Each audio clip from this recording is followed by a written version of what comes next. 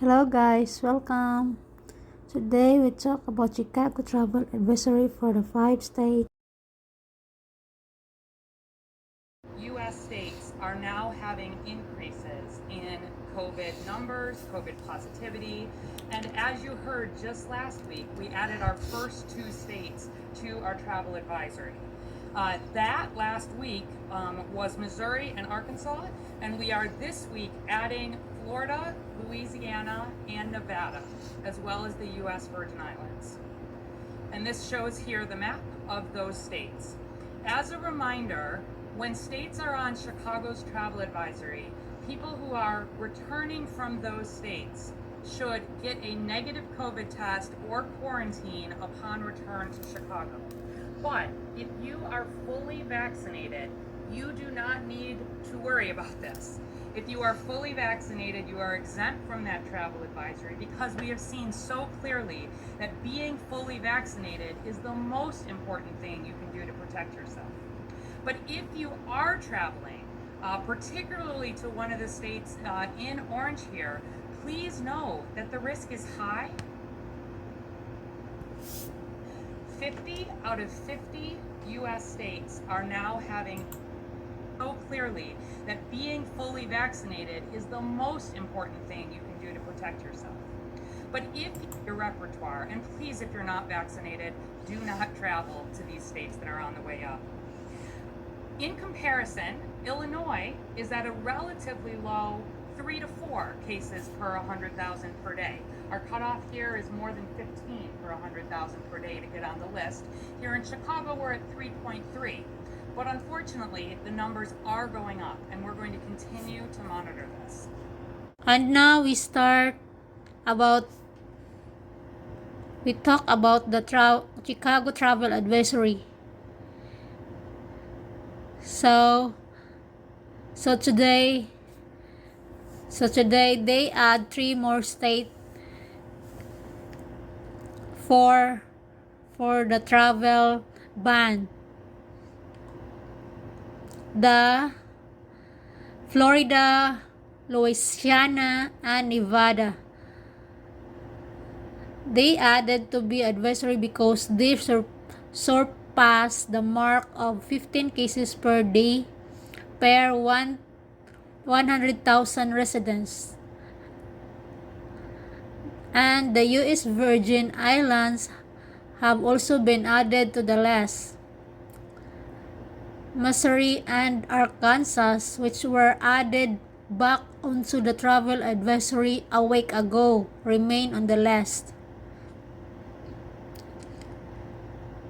As we can see, the city emergency COVID-19 travel order was changed to an advisory on June 29. The change was a result of third consecutive reporting period where no U.S. states or territories has recorded 15 or more COVID cases per day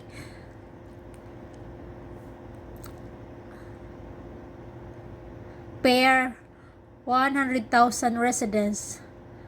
And of this case, a lot of people unvaccinated who traveled from state or any other state but not required.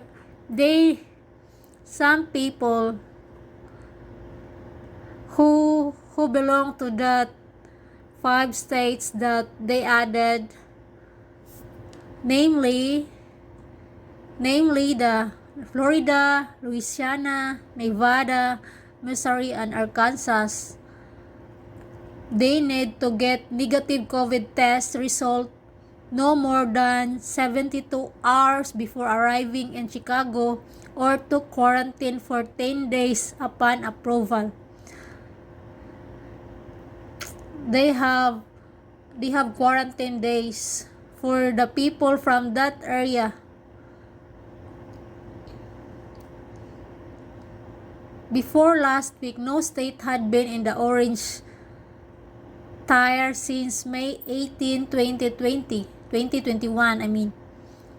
Any states or territories with fewer than 15 cases per 100,000 residents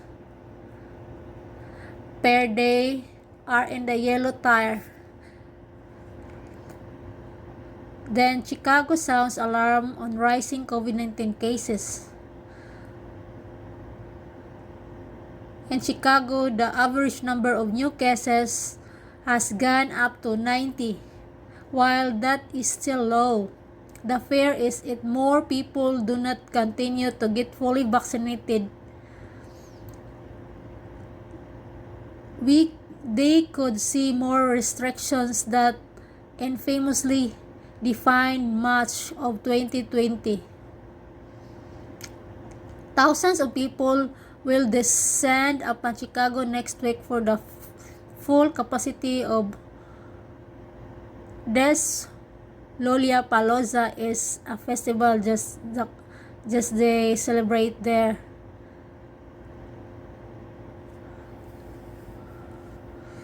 Then we will continue watching this. Then they are so worried about the Delta variant has been driving on the number of COVID-19 cases across the country. Chicago health officials say that Delta variant cases comprised about 44% of new COVID infections in the city. In this case,